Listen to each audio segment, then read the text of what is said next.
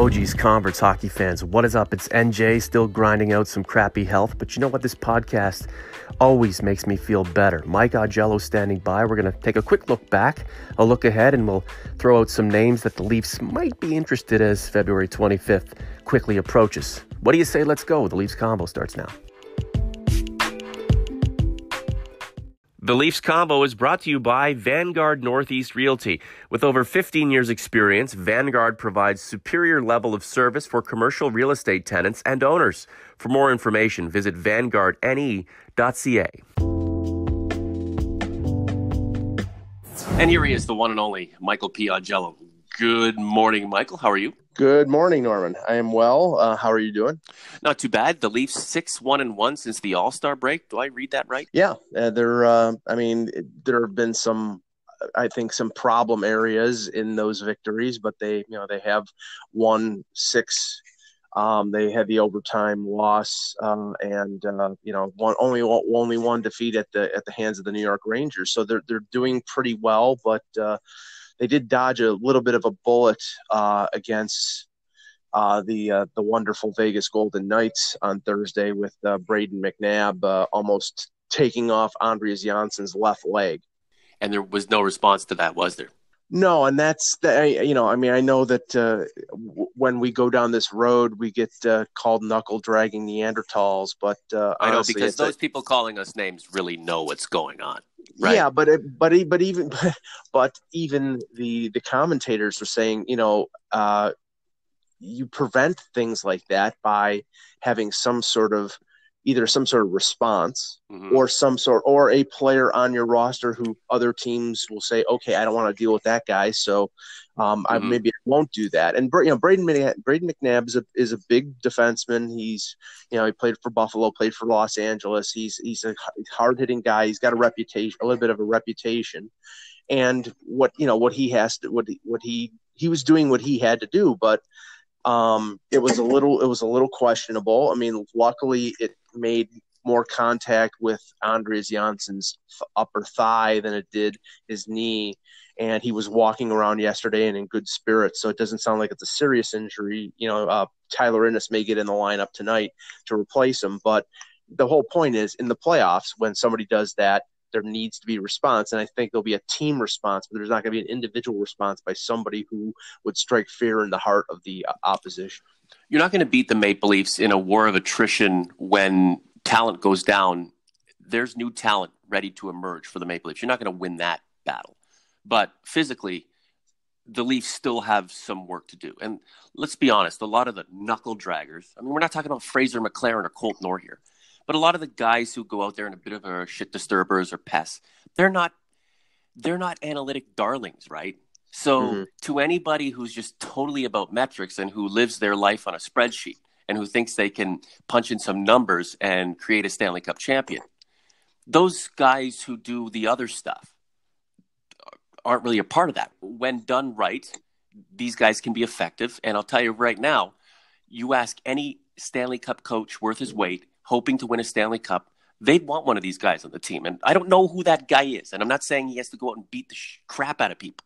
Right. But it's the commentators, guys who've been in the game, who've been around the game, they're telling you the Leafs need them. Mike Babcock knows that. I'm sure the players know that. I think that's what's behind, there have been some rumors early or in the last week or so about, Luke Glendening, who's sort of, that type of meat and potatoes type of guy, energy guy, but, will stick up for his teammates. I know the Kyle Clifford rumor earlier in the week from Elliot Friedman. He's that type of player, heart and soul guy, good teammate. I'm not saying that these players, the players on the Leafs aren't good teammates. It's just, and maybe they've been instructed by their coach not to get involved in that stuff. But when you watch something like yesterday in the Buffalo New York game, where Kyle Oposo, collides with or runs into Matt Zuccarello, or I think it was either Zuccarello or another one of their skilled players, and Anthony DeAngelo, who's not exactly Dave Schultz, jumps to his defense and throws a one-punch knockdown. That's what you need. I don't think it's just for the feeling that of pride that it brings in the fans. I think it's a necessity for teams to have that. And right now, I think the Leafs have been told to turn the other cheek. that's all fine and good. But I think in the playoffs, they can't do that. No, absolutely not. And the Leafs are not beating anybody up or exuding ultra toughness with their power play. And I'm sure it'll get going here. Clearly, you better use your power play and you better be effective with it in the playoffs, or you're going to go nowhere. The Leafs have indicated they can be dominant on the power play, and they've also indicated that they can sputter. And it's really weird, Mike, how some teams just can't connect when they have more men on the ice than the opposition. It's bizarre. Is it tactical? Is it mental? Honestly, it has to be mental with a lot of these guys. But I digress. We don't need to get into that. I do want to talk a little bit about the 6-3 win in Vegas. The show on the ice from the Maple Leafs, amazing. 6 goals. I love that. I love goals. Let the opposition score 3 or 4. The Leafs will score 6 or 7. That was great. Auston Matthews getting hot. I like when it's a collective, right? It's not just it's the Tavares and Marner show. Everybody's chipping in.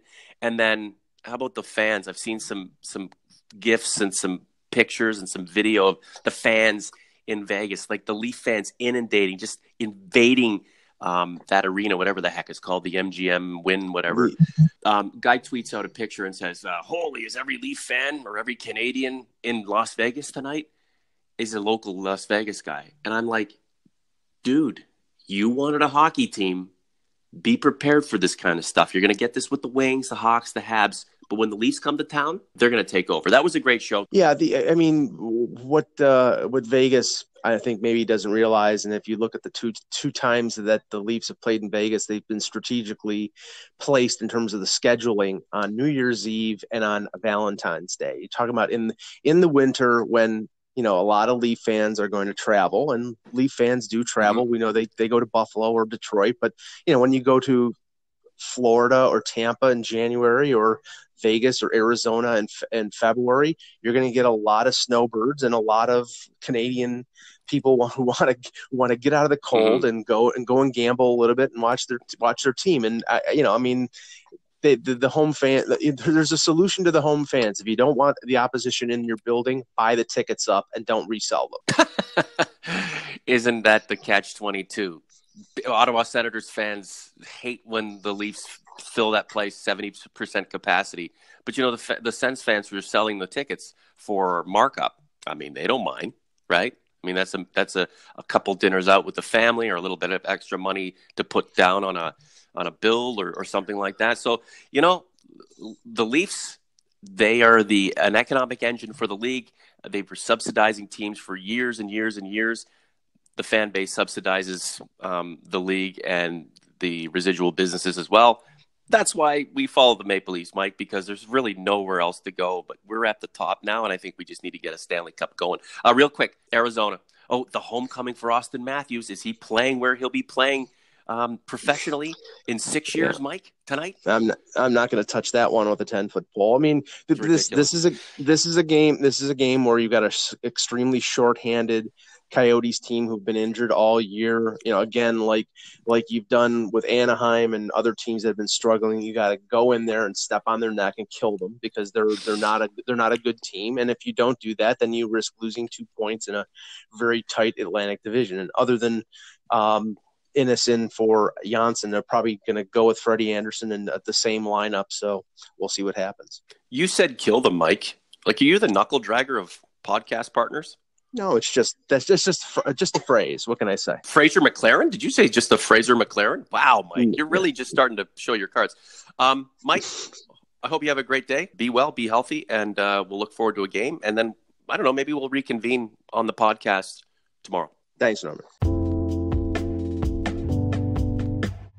We would like to thank Vanguard Northeast Realty in Scarborough, title sponsor of the Leafs Convo, demonstrating passion for the industry and a superior level of excellence in selling, leasing, and marketing your property. Vanguard Northeast Realty. Alrighty, that's a wrap for this quick and dirty convo. Saturday pregame styles. Auston Matthews back home, 100 goals to his name already. The thing is, he's just as impressive off the ice as he is on it. What a guy. I think he's a Leaf for life. What do you think? Let me know inside the YouTube comments section. Talk to you soon. The convo's out.